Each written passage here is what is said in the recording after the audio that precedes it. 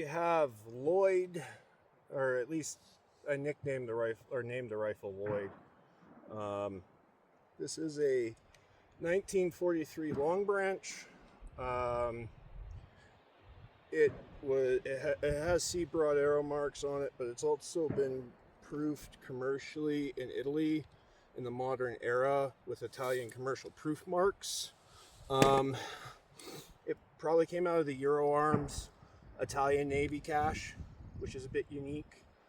I'm here right now with it. I got SMB 150 grain because that was what was available, because I need a hand load probably, or as much as this might be sacrilegious, I'd like to maybe convert it to 308 Winchester, because you can actually fit Aishapur, 2A1, so the 303 or the 7.62 Indian pattern rifles that India came up with. They improved the quality of the steel so the SMLE action could handle the increased pressures, but you can easily convert these, relatively speaking, as long as you have a barrel, an extractor claw.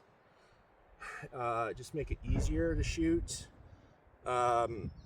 It's getting hard to support the 303 British in Canada. It's getting hard to support shooting in general because the inflation of ammunition has been so bad since the pandemic. I'm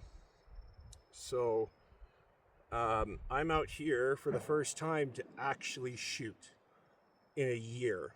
I have not shot this hasn't seen daylight for probably at least, I want to say last time I had it out was May 2024.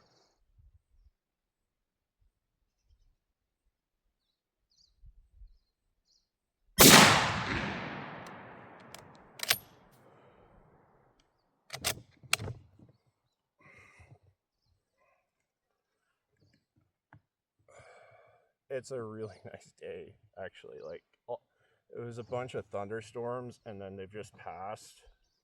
So all of a sudden the sun's come out and it's been so wet. It is amazingly green out here. Like, amazingly green. It is beautiful, honestly. I have to say that.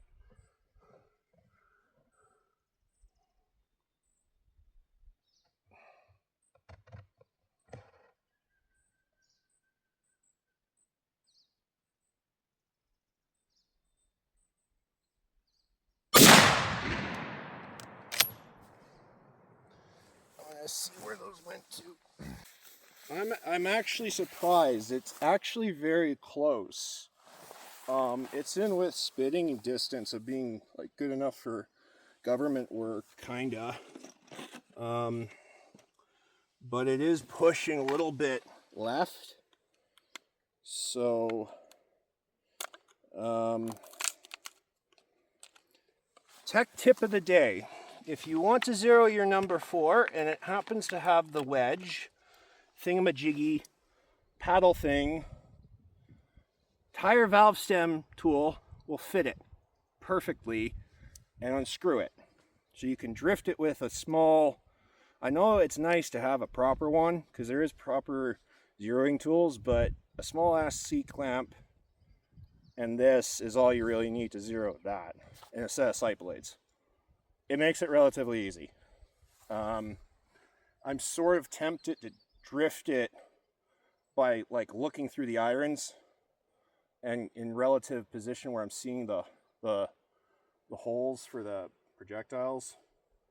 But I feel like just tapping it over a little bit to the left a bit, because it's shooting a bit left, would be what's best. Barely a smidge. So we'll see if I can get this to come loose. There it is. So yes, a valve stem tire, and this one's a bit of a pain. I would prefer a screwdriver style one, but this one I can't quite get. I could get it to turn a bit. There it is. Hey, there it is. It's loose. So I only want to drift it a tiny bit. I don't want to go too crazy. So we'll see if I can get it right without a lot of fuss.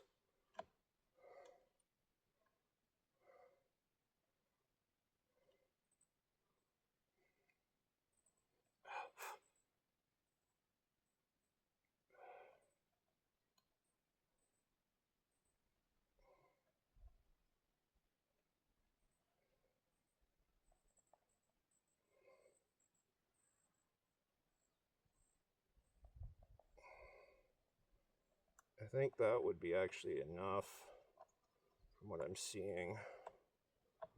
I think it only needs a tiny adjustment. Also, it's shooting low, so I'm going to actually elevate the rear sight to 300 yards because the 200-yard setting is going really low, like for a 6 o'clock hold from what I'm used to.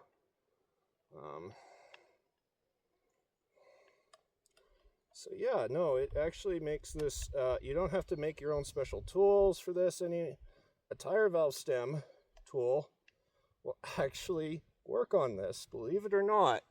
So that's how you zero a number 4.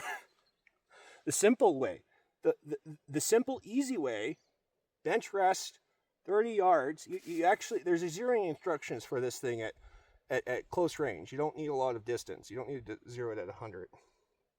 So it makes it easier. But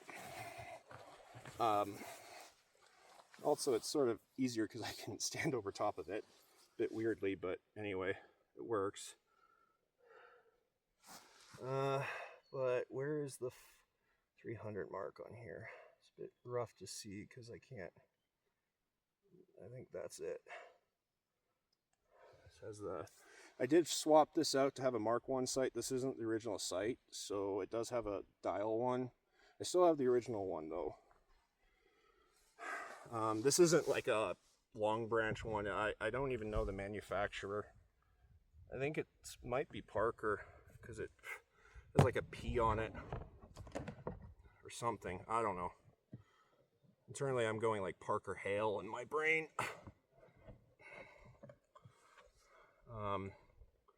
So we'll see if that's good enough, and I'm elevating a bit to distinguish the groups as well.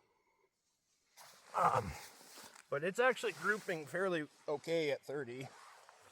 Like for me, you know, I'm not that experienced with irons, and I'm trying to remember the sight picture for this stupid thing. I might have to play, used to be Postscriptum, what is it called now? Squad 44, I think it is, because they have the Lee-Enfield in there. And it's a good representation of the sight picture, at least. If you want to practice memorizing it. Tech tip, by the way.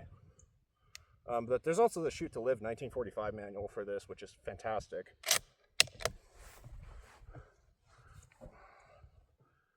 That's actually more comfortable, I think.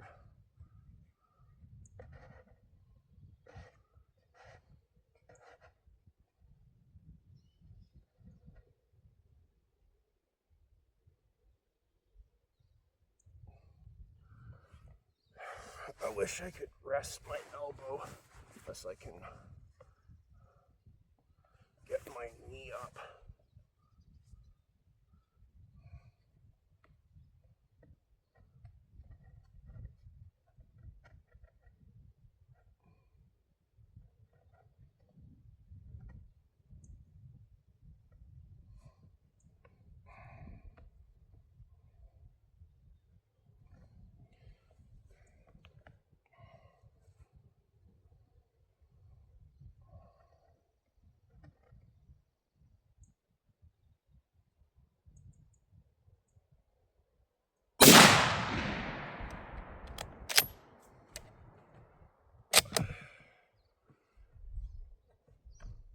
I also have the recoil pad on here because I need a longer length of pull. I don't have a long buttstock, but it also just makes the rifle not want to slip out of your shoulder either when running it, which is nice. So,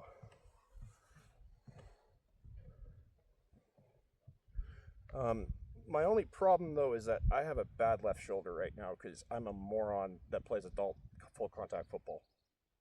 Great idea to be an offensive lineman. I sort of need that shoulder, but oh well. Football's, I like my team and playing football, so.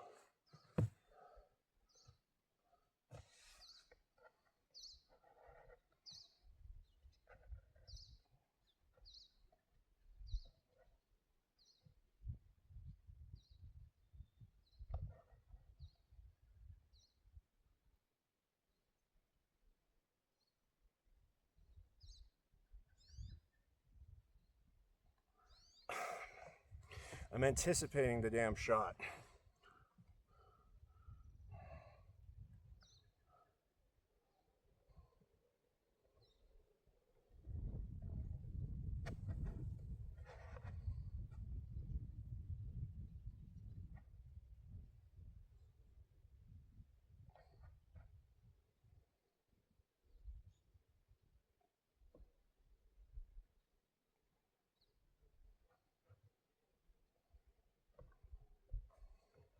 Also, it's just a bit awkward, this.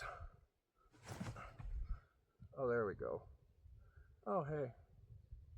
That's more comfortable.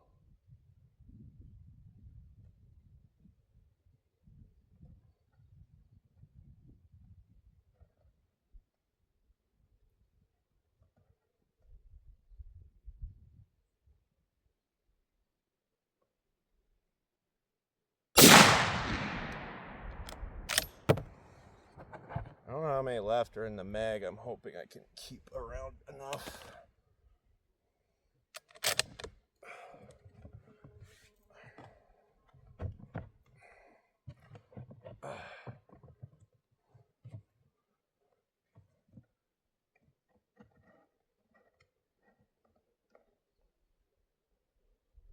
Is that foresight protector bent? No. This looks like it from... I am surprised how clearly I can see with wearing just contact lenses right now. I'm not going to lie with you. Normally, I have really bad astigmatism, so I'm blind without correction. So I'm surprised how well clearly I can see right now shooting irons with, and like it's actually surprisingly clear. So,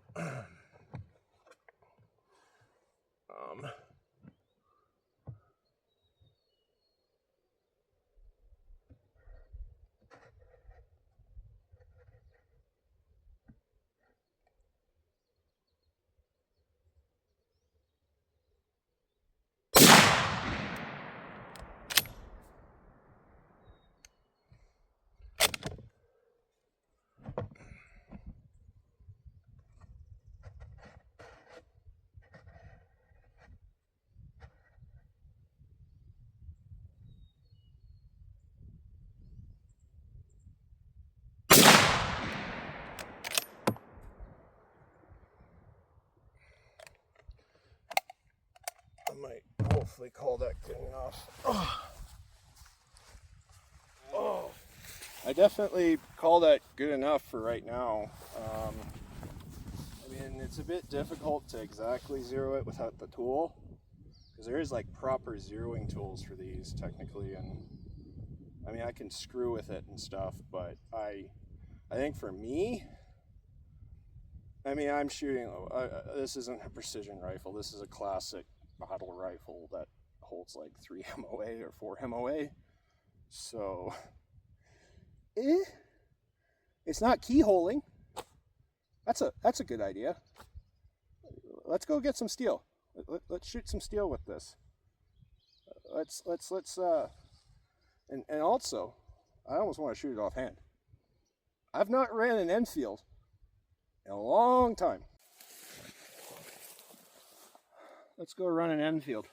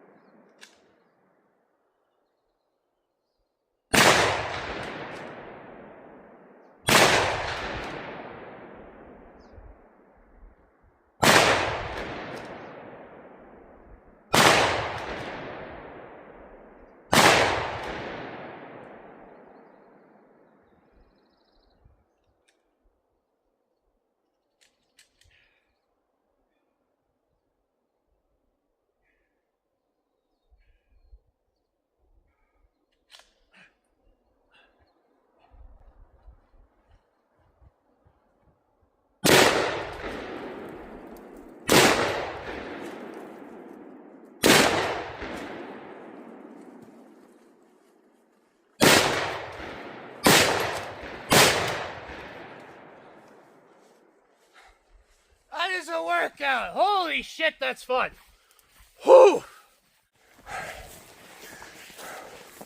So we're doing multi-targets,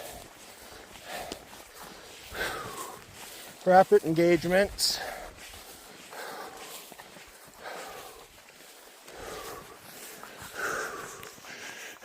I can't really do more of that because my shoulder's all screwed up, but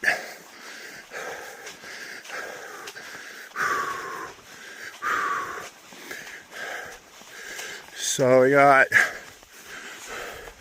this thing is peppered. So that's about, well, I think it's 30 yards. I'll have to measure it.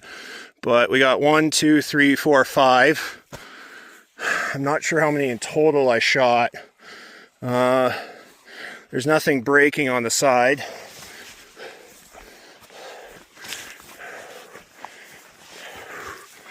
Like, that is physically demanding. I understand what bloke on the range means now. Like, imagine doing that in combat conditions.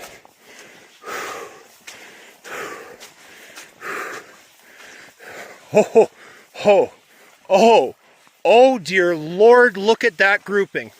Holy crap. Oh, I think that's 100. Look at that grouping. This is a fresh target. That group, holy crap. And I'm switching between targets. Whoa, holy crap. Because it's all the way up there. I mean, and of course we have the steel over here, which I think I shot like at least 3 times or something. And I pegged it twice. So apparently that Enfield really likes SNB. Offhand, it's grouped that close. Okay. This thing is really hard to see though. This steel here is incredibly hard to see.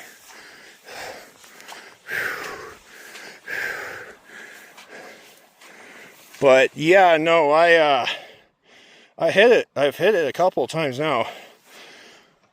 It's a challenging target. But all the way up to that ridge there. So